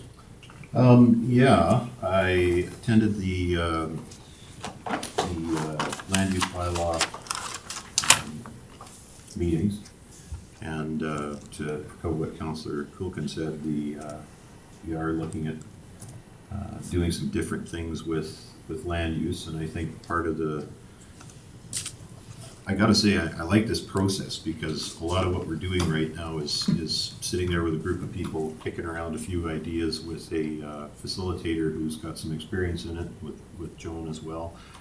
And we're coming up with a few different ideas, and then those are gonna go to public open houses, and we'll get feedback on them and see what happens, and we'll shape it. So I guess anyone that's looking at some of these things coming up in the open houses that we're seeing, these are things that we're thinking about. They're not necessarily written down yet or firmed up. So these are some ideas that we've tried to get where you're a little freer to use property and that type of idea. So hopefully people will come out to the next. Can I ask when it is? I had it up a second ago and I got too many windows open, so. So October 8th, 9th, and 10th. So in Fort Assiniboine is the first one, from 5 to 8. The 9th, thank you, council, for changing up your times. So on the 9th, it'll be here in the council chambers. And then on the 10th is the Anselmo Hall. Okay, so people have that idea that they can come and have a look and see what we're doing. Other than that, I've been busy with some RMA things. The police funding model survey is top of mind right now, so it's interesting. I actually didn't see that in conversation about the body on cameras in that funding model, so we're still having conversations about the whole process. The other thing that I'm part of is a wildfire group. It's a working group through RMA, and it's actually for municipalities that are in the non-FPA areas, so that wouldn't be us, but these are for municipalities that have to interface with the province on firefighting, and there's some, I think there's going to be some really interesting recommendations come out of that, and I think the use of the RMA is a really good tool, because we're able to put a whole bunch of people in a room without any politics and have a practical conversation about how things work, and it is an interesting process, so we'll continue to move forward with that. That's all I have. Any questions for Councillor Rose? Not seeing any. Mine's been a little bit busier here. Start off, we had the H Park, which is the Healthcare Professional Retention Committee barbecue shortly after our last council meeting there. They hold it out behind the hospital in the green space, just kind of, I guess, thank all the healthcare professionals, whether they're doctors, nurses, the maintenance individuals from the hospital, other individuals through their psychology or dentists or eye care. Just a big thank you from the community. It's nice to be part of being there. They brought in a food truck from Original Joe's in town. We had a bunch of wraps and fries and stuff for everybody. It was very well attended. Food was great, and looking forward to again next year. We had following week with H-Park at a committee meeting, just kind of an update on where they are, especially after the barbecue and different ideas and events and different ways that they trying to thank and find a way to promote the healthcare professionals that we have here. Some of the discussions that we've had around that board, and I know we've also had with Martin Long on the Alsair side, is this area doesn't seem to have as much issues enticing or retaining some of the healthcare people as some of the other surrounding areas. So obviously there's something that we're doing jointly with the committee and with their neighbors to keep them here, and it seems to be working. Had a lunch with Jim Reddy, the chair with the Northern Alberta Elected Leaders Committee. Just kind of an update. Been a few months since we sat down and talked to him on where things are at. Just kind of rode through summer, and we're waiting for the next meeting to come up here. I believe it's in October, and just kind of talk about some of the things that he's seeing around some of the other mayors and reeves that he's been talking to, and what we've been seeing down here, and any way that we can said, if there's things we have coming up where we can try to utilize them for support, it gets a lot more signatures on the paper as well than just us going out and doing things on our own. So it's definitely an avenue that we can utilize if we need. West End Bus had a committee meeting here. Biggest thing coming out of that, we'll say, as far as impacts around Woodlands County, we'll say number one, they are looking at replacing one of their buses. They reached out to just one of their Mercedes. I think it was a 9-passenger, 11-passenger kind of van with the double doors and handicap access, and they were given a bunch of prices from one company through the East End Bus. They reached out to that company, and apparently they had so many issues getting the other van that they won't even entertain the quotes that they gave us anymore. Some of the problems they had, van fell into the ocean, the sea container, another one went missing, just just stuff that happened, and it just delayed the date. But they are looking at other options. We were given through Driving Force, utilizes a lot of those as well, and might be able to get something very low miles used for a good chunk less than a new one. It still has a warranty, so looking at a bunch of options there. They are looking also, I know I had conversations with Heather around this part, about the bus availability to Fort Assiniboine area. Riders and users have dropped off. Part of that is Barhead's kind of started their own thing through some of their FCS funding and what out of their foundation, so they've been utilizing that bus going to Fort Assiniboine.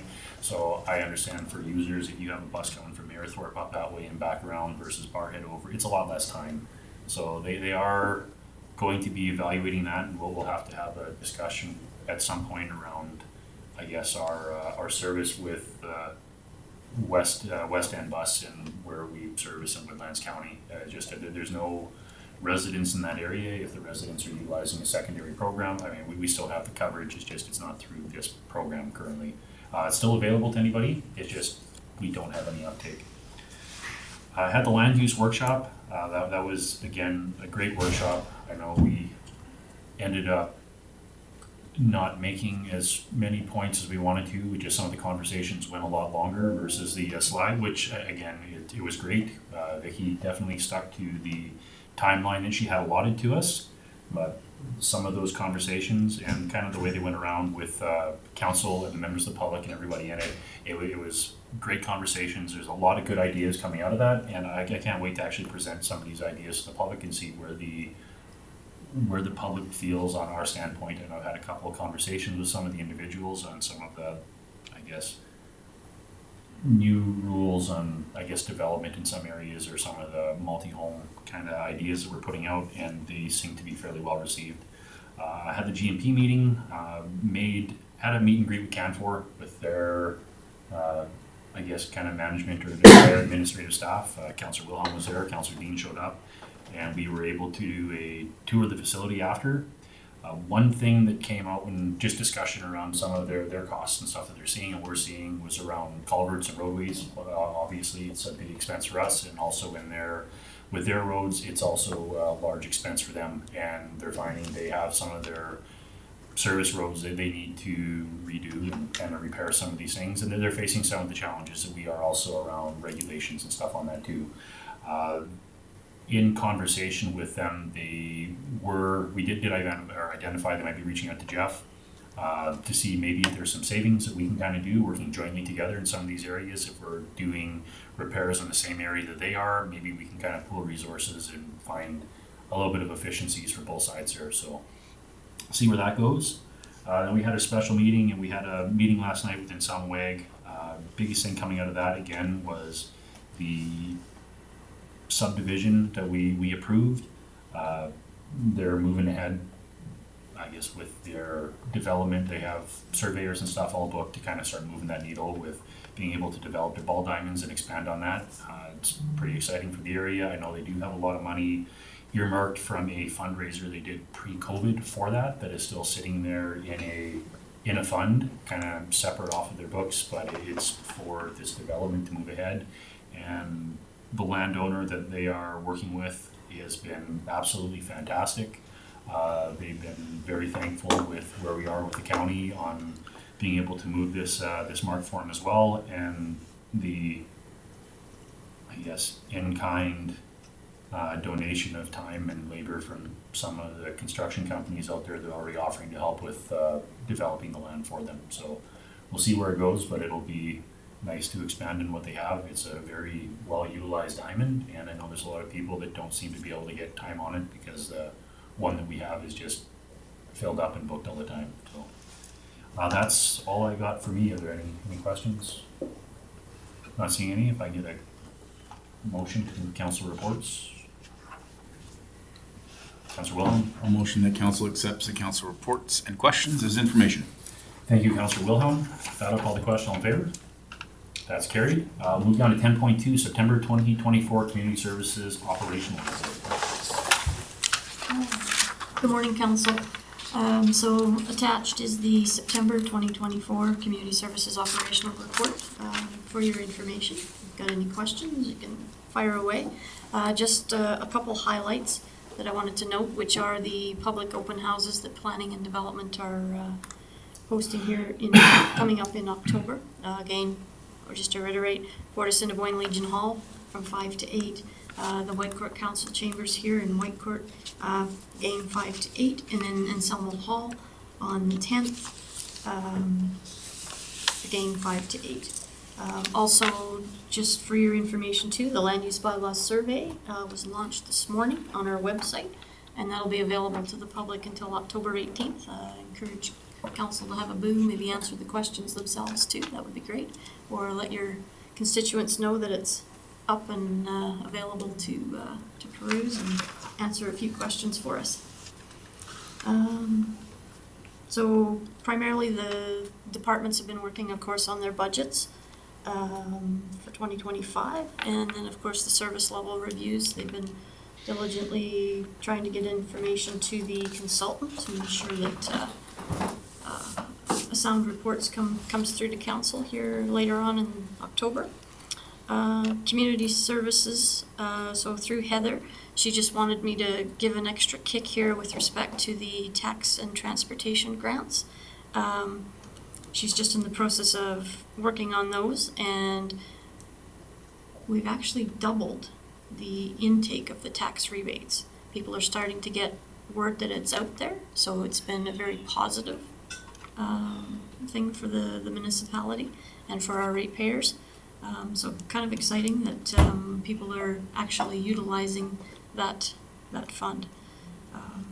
Yeah, and of course, we had indicated when we initially created that policy that we would bring it back to the G&P for a review and any little tweaks that maybe we've encountered as, since we've developed it, there's just a few little things that we want to kind of clear up, clean up, so that there's no loopholes in it, I'll call it. So we'll be bringing that forward here later on in the year. Thank you. Any questions for Joe? Councilor Prestidge? Through the chair to John. Have we done any planning for the awards banquet for the fire department? Sorry, I'll have to get back to you on that one. I know that Sheldon had spoke of it, but I'm not sure where they're at with it. Yeah, because it was supposed to be this fall. Yeah, in November, I think they were looking at doing something. Okay. Any other questions, comments? Not seeing any. Councilor Wilhelm? A motion that council accepts the September 2024 Community Services Operational Report as information. Thank you, Councilor. That I'll call the question. All in favor? Okay, moves us 10.3, draft 2024 cash reserve schedule. Thank Tanisha? you. Good morning, Council. So before you is the draft cash reserves for 2024. If you have any questions, myself and Rod will do our best to answer. So it gives an overall of where Council's budgeted reserves were, all things being equal. If we were to get all our cash in based on budget, where Council was projecting budgeted cash reserve to be. And somewhat of a projection to year end, December 31st. However, because we're still in the year and many of our major expenses hasn't come in yet, that December number is not yet adjusted. Specifically, in our last council meeting, council had asked about equipment reserve. So on the equipment reserve side, under infrastructure, we can see we have roughly 3.9 million as a budgeted reserve there. And then we had some movements for amounts that council approved in order to bring us down to where we are at right now. Any questions, comments from council? I'll say thank you very much for presenting this for us and just an idea where we are in some of these here. Anything else? Councilor Prestidge? I'll make a motion that council accepts the draft 2024 cash reserve schedule as information. Thank you, Councilor Prestidge. With that, I'll call the question. All in favor? That's carried. 2024 Infrastructure Services Status Report. Good morning, Jeff. Good morning. Thank you, Your Worship, members of council. I'm here to provide September 2024 Infrastructure Services update. First, start off on the capital side. I'll highlight a few updates from the previous month. Number 3 items on my list. Building condition assessment. We have received the final report. Each individual departments are going through the report to see if there's anything missing from the report, and eventually the intent is the information will feed into the budget development in the current year budget, in the current budget cycle for 2025 and future. The CAO does laid out pretty nicely for a life cycle cost, so we can use that information to build a long-term capital plan. Number 4, Harlock Canyon Stairs replacement will tender the second time and receives 0 bid. So I have asked my staff to look into break down the bigger scope into smaller scope, and we'll solicit quotes ourselves on the smaller scope to a few local contractors and see if they are willing to do the smaller scopes. And focusing on the things that we have to do this year for next year's opening. It's an ideal situation. We just have to make the best out of the situation that we can. Number 5, tandem plow center truck. This truck is further delayed to arriving in October now. Supposed to be here in June, then July, August, and now October. That's the most recent time I received. Moving on to the next page, item 19, the erosion repair on Range Road 110. We have received a quote from a contractor, and we're planning to undertake this work in October when the ground is dried up and hardened up a bit to do this work. Number 22, the main office lower level development here. The budget was $75,000.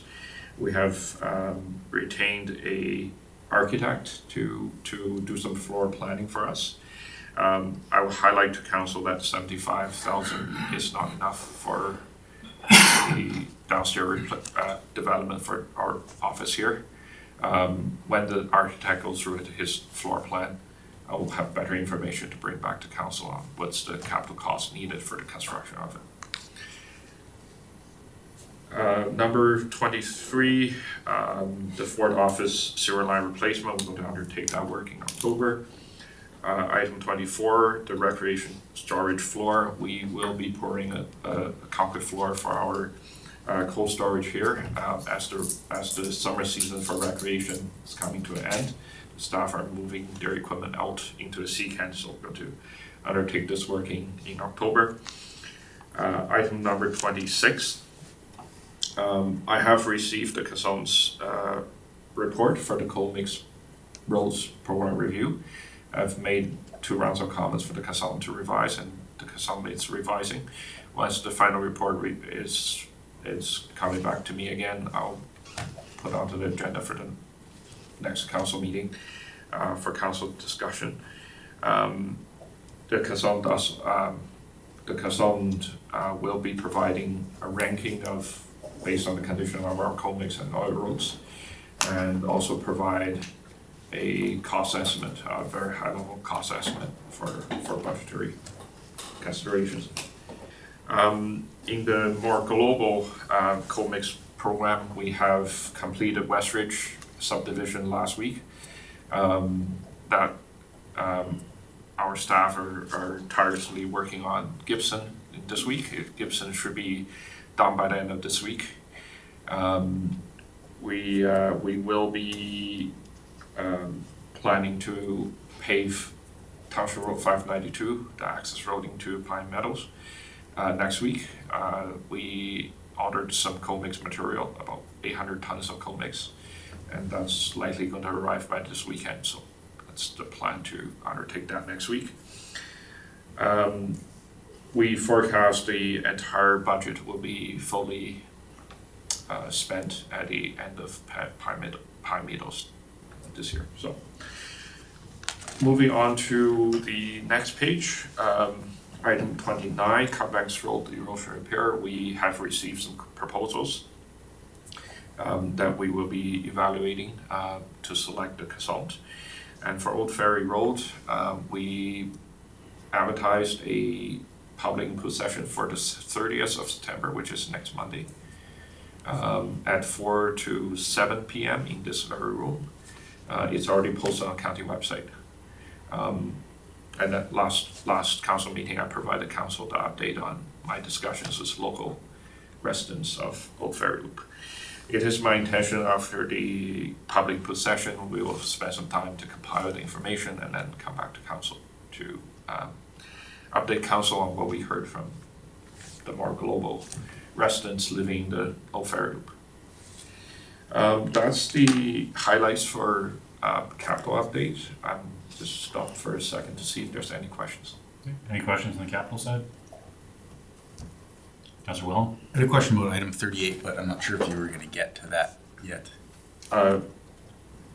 No, because there was, sorry, through the chair to Councilor Willem, there's no update from previous months. My only question was, I had discussed with you previously about the potentiality of there being a pipeline issue on that road. Did you investigate that, and was that is that included in your planning, or did you get to that yet? It's okay if you haven't.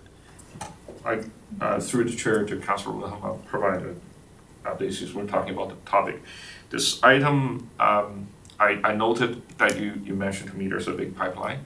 That's, if we ever go to hire a consultant, that's the task I'm going to get a consultant to do, to run through ABA data which is a website that's run by Alberta Energy Regulator. Okay.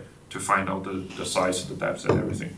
I also have a separate conversation with the interim CEO regarding the benefit cost of this project.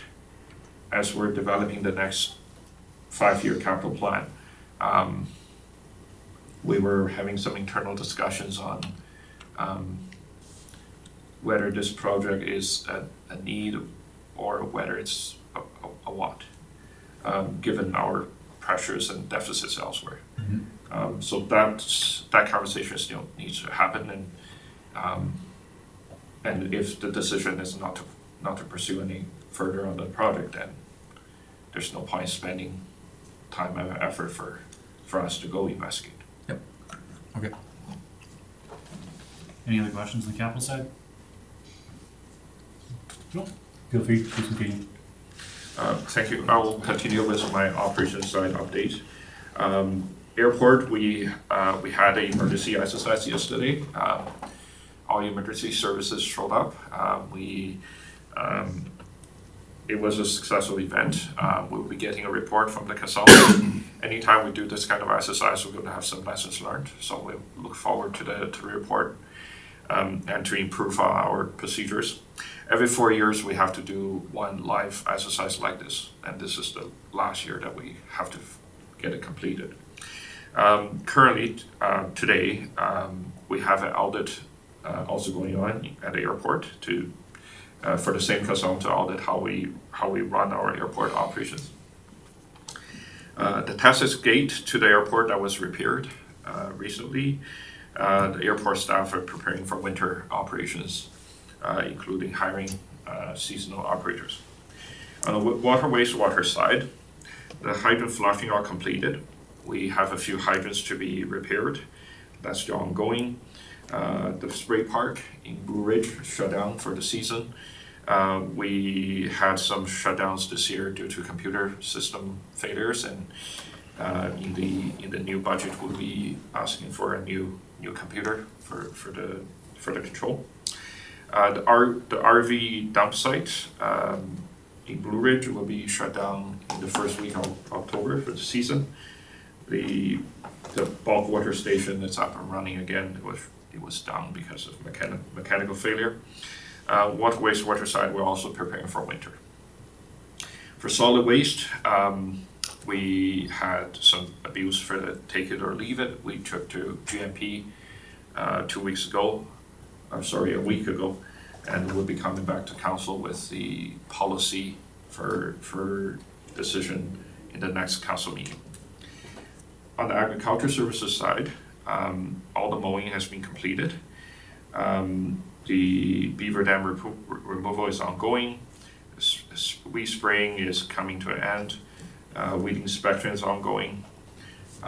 We are looking into our budget development process in the mowing works, whether it's better to do in-house versus hiring a contractor.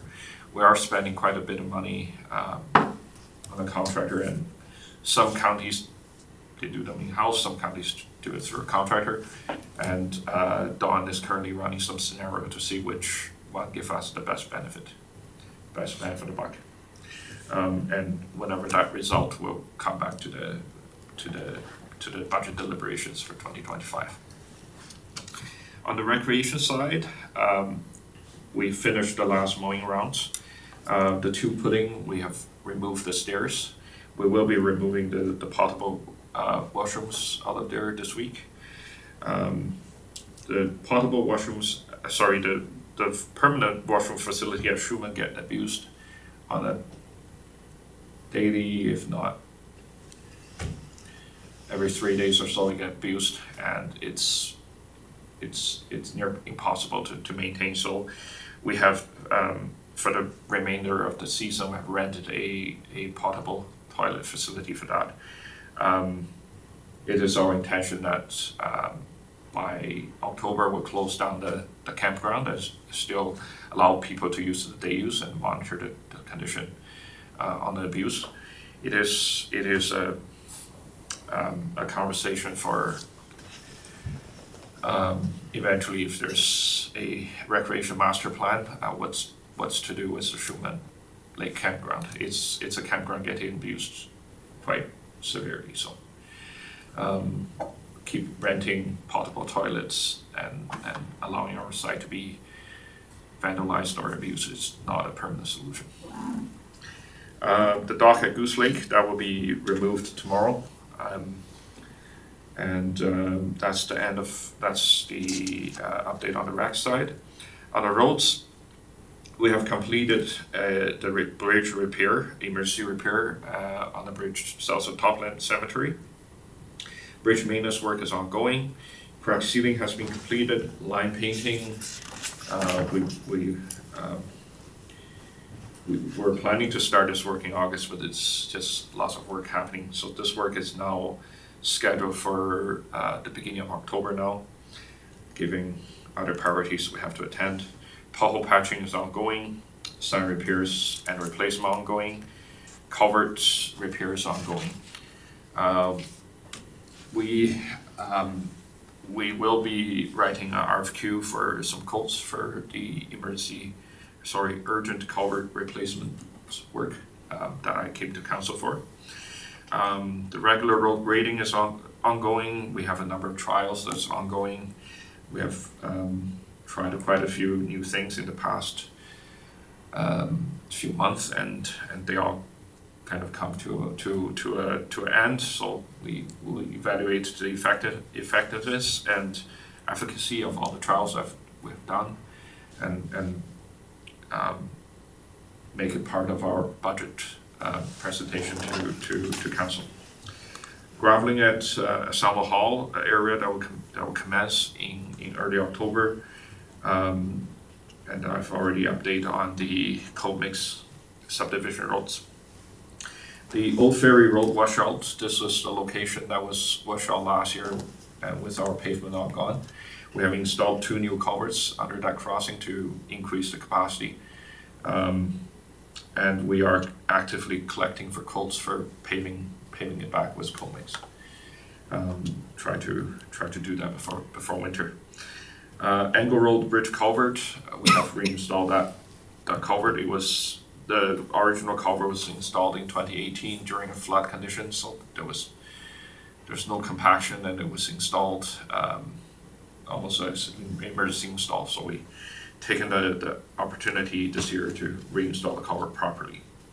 Rancho 102 washout. This was a bridge, a low-level crossing before, and it was washed out 2-3 years ago. We still have all the culvert material and the road material in the creek. We are working with the contractor right now to get this low-level crossing removed and salvaged property, so that we don't have material in the creek. And we have reached out to a contractor for some quotes. We have 7 panels of sidewalk in Blue Ridge to be replaced, so we wait for quotes to come back, and hopefully we can still do that work this year. And winter preparation has commenced. We're mixing sand and salt and getting ready for that. On the cropper side, we're using, this is the first year, we're using asset management data to develop our budget. We're moving from category to category. It's pretty daunting as a task. It's taking a lot of time, but it is necessary for council to have a good idea, and even for us to have a good idea how much money we need for next year and beyond on a life cycle basis. So that's ongoing. The level service review for our entire organization and my staff, that's ongoing. Asset management in data collection, that's ongoing. I reach out to Whitecourt regarding the mutual aid agreement, and hopefully by next council meeting I'll have a further update for council. And then lastly, we had a sewer backup in our Whitecourt shop here about 3 weeks ago, and we have went through insurance. We got that fixed this week. They finally got it fixed. We are attempting a few things to prevent this happen again, because this is the second time in less than a year it got backed up. And one thing I forgot to put on to the reporting writing is I am keeping an eye on the schedule for a date I can take council out for a tour. I know that was asked. I'm just waiting for a few more projects to be completed so I can do a tour so council can see the other work that happened in the summer. That's my report. Hey, any questions on the operational side? Councilor Clukin? Yeah, I'll make a motion that council accept the September 2024 infrastructure services and status report as information. Thank you, Councilor. Any discussion on the motion? Seeing none, I'll call the question on favor. Thank you very much, Jeff. Thanks, Jeff. 10.5, Service Tracker Monthly Report. Raven Council, before you is the Service Tracker Report for August 2024. Total of 48 requests, primarily for grading and road maintenance. A lot of them in the estates at East Mountain area and the Grove Creek Loop area. There was also some bylaw enforcement concerns, such as dog noise complaint and some the gravel trucks over in the Fort Assiniboine and their speed, concerns about their speed. If you have any questions, ask away. Questions from council? Not seeing any. Councilor Prestidge? I'll make a motion, council accepts the August monthly service tracker report as information. Thank you very much, Councilor. With that, I'll call the question on favor. It's carried. 10.6 CAO report, Mr. Hawkins. All right, got a small update for you in the last couple of weeks. I've been focused on the service level project and done a salary review. But I do want to put a shout out to the senior management team because of their ability to continue to get all this work done when these major projects are also going on, including the service level review, the budget, the land use bylaw review. So they've been working very hard to get all that stuff done. So thank you to them for sure. The service level review, I should be just about finished. Everyone's with Kelly this week, and the plan is to bring the report to the October 16th G&P meeting. If we can't quite get there, for sure the October 23rd council, but hoping the October 16th. Just an update, I don't know if Paul provided it. We had put out a request for the MLAs to come to a meeting in September.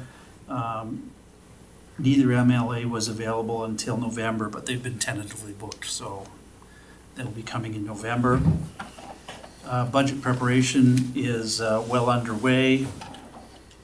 The Whitecourt Regional Solid Waste Management, the next meeting is October 16th, which is Wednesday. It got moved a day. I wasn't sure why, but I figured it out this morning because that's the same date and time as the P.O.W.E.R elephant in the room presentation. So I'm assuming that's why they made the change to it. So for SMT, we've requested the top 5 priorities from each department, and we're going to be comparing that to council priorities to make sure we're in alignment for the budget and the next few years.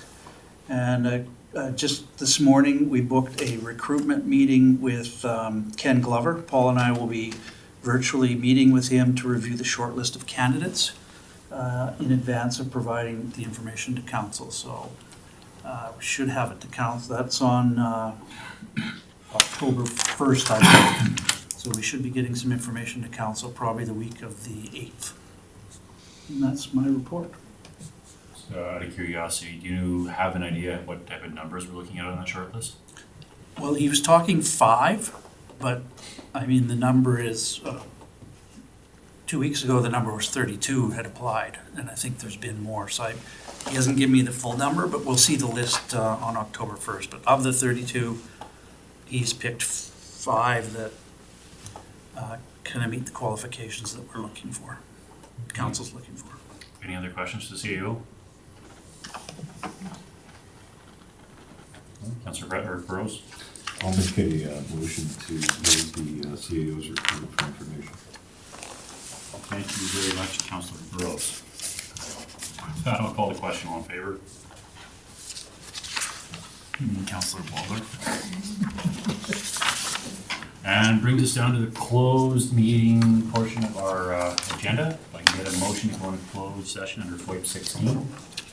I'll motion the council moves to close in camera under P.O.W.E.R section 16.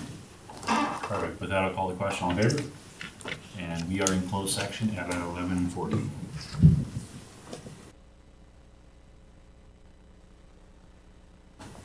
Okay, we're back after closed session. We have a meeting for, a motion for 11.1. Councillor Burrows. Yes, I would like to make the motion that council direct administration to negotiate an amending development encumbrance agreement with the developer extending the recovery of the capital cost on the registered subdivision plan 182-3567 to August 31st of 2029. Thank you, Councillor. That I'll call the question. All in favor? That one is carried and takes us down to number 12. Councillor Wilhelm. A motion to adjourn. Thank you. No discussion. Call the question. All in favor? And with that, we are adjourned at 11:57. Thank you, gentlemen.